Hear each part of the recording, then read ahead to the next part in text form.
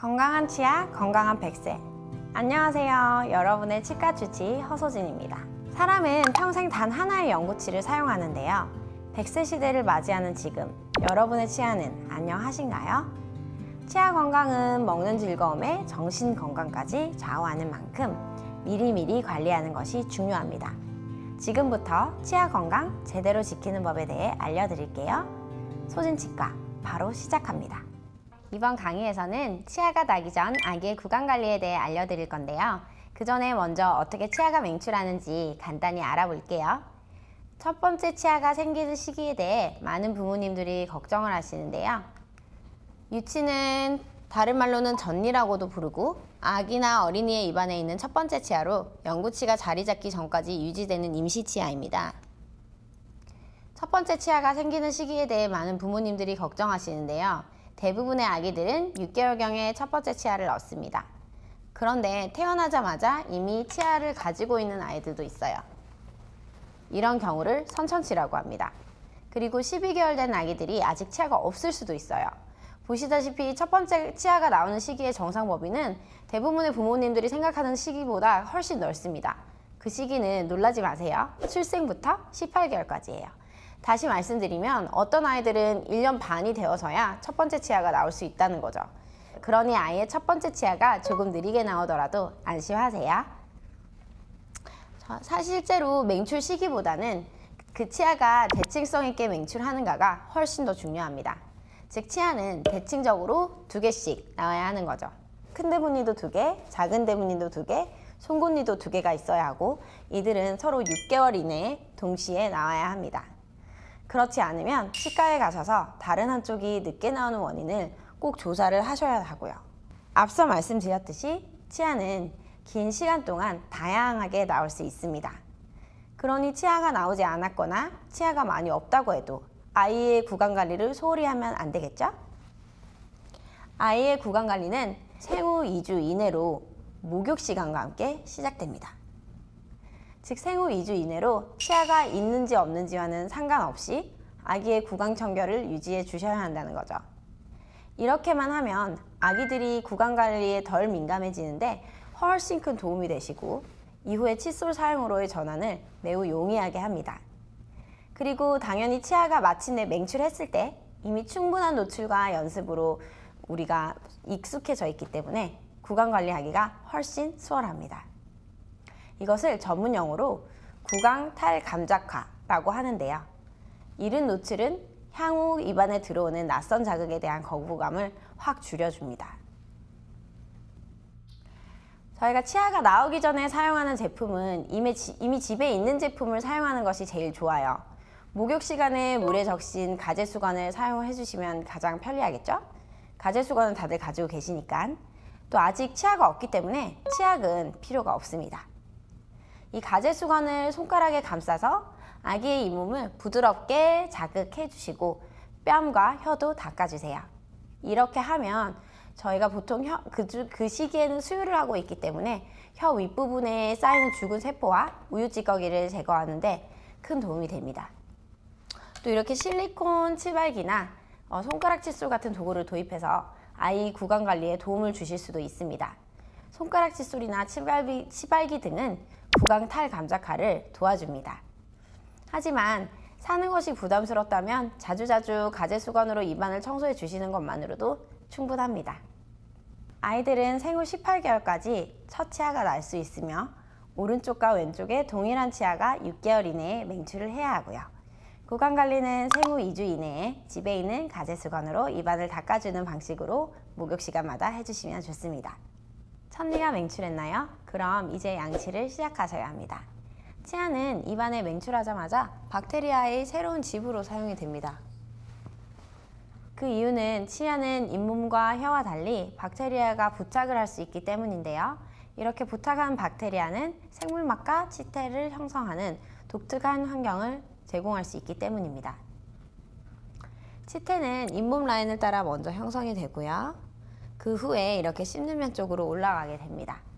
그리고 몇 주 동안 그 자리에 두면 치태막은 유해한 산을 생성하기 시작하며 이 산으로 인해 치아의 바깥층인 에나멜을 약하게 만들고 충치 형성이 시작됩니다.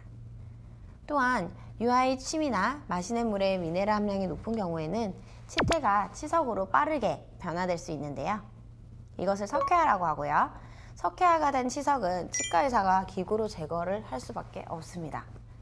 그렇기 때문에 치석이 치과의사가 치석 제거용 기구를 사용해 긁어내는 치료를 아이가 견딜 수 있을 때까지 보통 3세 이상까지 계속 남아있게 될 수도 있어요. 그러면 이제 제대로 된 양치법에 대해 알아볼 건데요. 치태가 생기는 것을 방지하려면 매일 예측 가능한 구강위생습관을 만드는 것이 핵심입니다. 치아가 잇몸을 통과하는 순간부터 부모님의 목표는 하루에 2번 잇몸 라인에서 치아 씻는 면까지 치아를 닦아줘야 하는데요. 부드러운 원형 운동으로 칫솔머리를 약간 잇몸 방향으로 기울여 양치를 하고 잇몸까지 꼭 자극될 수 있도록 해주세요. 또 볼이나 입술을 들어 올려서 치아 표면 전체가 보일 수 있도록 하시고 자주 닦지 못하는 부분을 닦는지도 확인해 주세요. 입술 아래 혀 밑에 소대 부위는 아이들이 아파할 수 있어요. 그래서 이때는 가로로 양치하는 대신에 세로로 닦아서 잇몸 조직이 덜 아플 수 있도록 해주시고, 가로로 양치하는 경우에는 손가락 사이를 손가락으로 덮어서 닦으면 덜 아프실 수 있습니다. 또 좁은 앞니의 뒷면 또한 칫솔을 세로로 돌려서 닦으면 보통 더 쉽고요. 혀가 방해가 될 수 있기 때문에 칫솔 뒷면을 사용해서 앞니의 잇몸 라인에 접근을 해주시면 좋습니다. 어린이가 칫솔을 물면 치아 사이의 공간을 유지하기 위해 개구용 치발기를 사용할 수도 있고요. 이렇게 치발기를 입안에 넣으면 아이가 입을 다물어도 반대쪽으로 칫솔을 넣을 수가 있기 때문에 그렇게 사용을 해주시면 좋습니다.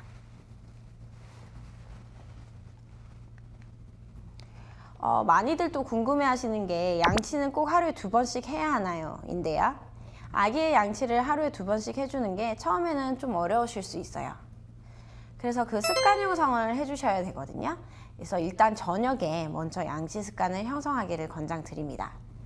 특히 여전히 젖병을 사용하거나 밤에 수유하는 경우 그 안에 있는 설탕이 충치균의 음식이 될 수 있기 때문에 꼭 저녁에는 양치를 하고 해주시기를 바랍니다.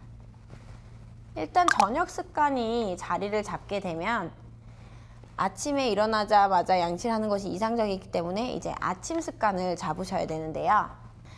이렇게 하지 않으면 아침 식사 시간에 충치 세균에게 음식을 제공하기 전에 이때 충치균의 수를 줄여줄 수 있기 때문에 충치 예방에도 도움이 되고 치석 형성도 줄어듭니다.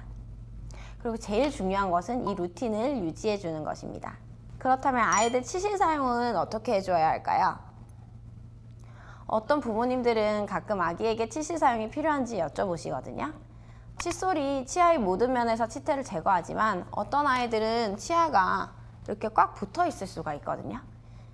그런 경우에는 치아 사이사이를 닦기가 어려울 수 있어요. 이럴 때 치실이 필요해집니다. 치과 의사들은 아기의 치아가 닿을 때부터 최소한 첫 2개의 치아만 닿아도 치아 사이에 형성되고 있는 미생물막을 깨끗하게 할 수 있도록 치실을 사용하기를 권장합니다. 그리고 꿀팁을 드리자면 치아 사이에 공간이 있다 하더라도 치실을 사용하게 한다면 미래의 구강위생 습관의 일부가 빨리 되어서 다음에 커서 치실을 할 때 더 빠르게 거부감 없이 익히실 수가 있습니다. 아기를 위한 적절한 치실 사용 기술은 성인과 동일하며 각 치아 기준으로 잇몸 아래를 부드럽게 문질러 주시면 되고요. 치아 잇몸을 약간 아래로 슬라이딩하면서 치실을 C자 모양으로 만들고 치아 전체를 안아준다는 생각으로 치실을 해야 합니다. 이렇게 하면 치아 사이에 쌓이고 있는 생물막을 깨끗하게 처리할 수 있습니다. 우리가 치실을 잇몸 밑까지 내려야 하는 이유는 잇몸의 제일 위에 1에서 3mm는 치아에 붙어있지 않기 때문입니다. 이것을 치운 열구라고 하고 이 공간은 잇몸과 치아 사이에 작은 틈을 형성하고 이 부위에 치태가 쌓이게 됩니다. 아기 때는 충치는 잘 생겨도 잇몸병이 잘 생기진 않지만 어른이 되어서도 이 공간이 청소가 잘 되지 않으면 충치는 물론 잇몸병으로도 크게 고통받게 됩니다. 그래서 치실질이 매우 중요하게 됩니다. 칫솔을 잇몸 쪽으로 기울여 양치하는 것만으로도 잇몸이 청소가 되지만 치실은 칫솔로도 청소되지 않는 부위를 청소하는 역할을 해주니까 꼭 해주시길 바래요. 이번 강의 요약해드리면 양치는 칫솔머리를 약간 기울여 부드럽게 잇몸을 마사지하는 느낌으로 원형으로 하루에 2번 자기 전과 일어난 직후에 해주시면 되고요. 치실은 일찍 시작할수록 좋지만 아기의 치아가 서로 닿는 순간부터 꼭 해주시길 바랍니다. 충치가 생기는 사회적 요인, 즉 부모에게서 아기에게 충치가 전달되는 과정들에 대해 알아볼 건데요. 어린이의 치아에 충치로 인한 구멍이 생기는 상황을 어떻게 예방할까요? 바로 위험 요소와 보호 요소를 균형 있게 조절함으로써 가능하답니다. 충치가 발생하는 위험 요소에는 사회적 요소, 행동적 요소 및 전신적 요소가 포함됩니다.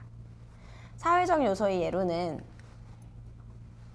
보호자나 형제 자매에게 이렇게 활발하게 진행 중인 치과 질병이 있는 경우, 행동적 위험 요소는 예를 들어 아이들이 식사 사이에 자주자주 간식을 먹는 습관 또는 밤에 칫솔질을 건너뛰는 습관 등이 포함됩니다.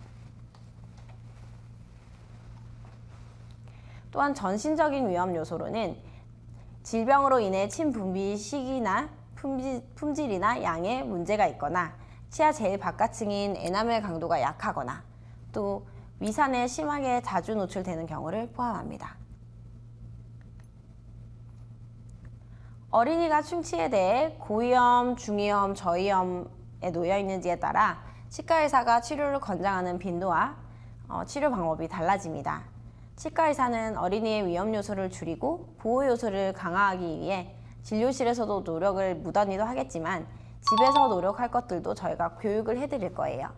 일부 위험 요소는 우리가 강력하게 통제를 할 수가 있지만 다른 것들은 가능한 부정적 영향을 제한하는 쪽으로 접근할 수밖에 없습니다. 영유아기의 충치균이 구강 내에 입성하느냐 마느냐의 문제는 저희가 강력히 통제할 수 있는 사회적 요소 중 하나입니다. 대부분의 경우 부모의 입을 통해 충치균이 처음 입안으로 들어오게 되는데요. 이 과정을 전염이라고 합니다. 이러한 균이 초기에 입에 노출되면 좋은 균이 충분히 형성되어 나쁜 균이 입안을 지배하는 것을 막을 수 있는 확률을 줄여주게 됩니다. 즉 유해균이 더 우세하게 자리 잡아 충치가 조금만 담궈 먹어도 더 잘생기는 구강으로 바뀌게 되는 거죠. 따라서 아기의 구강질환 예방을 위해 가장 초기 단계에서 충치균의 전염을 최소화하기 위해서는 주양육자의 구강 건강을 유지하는 것이 훨씬 중요합니다. 특히 임신 중이신 경우에는 치과 검진 진료 및 스케일링을 절대 놓치지 마시고 아기가 태어나기 전에 모든 치아 관련 문제를 해결해서 구강 내에 나쁜 균이 거의 없도록 준비해 주세요. 그래야 아이와 나눌 나쁜 세균이 없을 테니까요.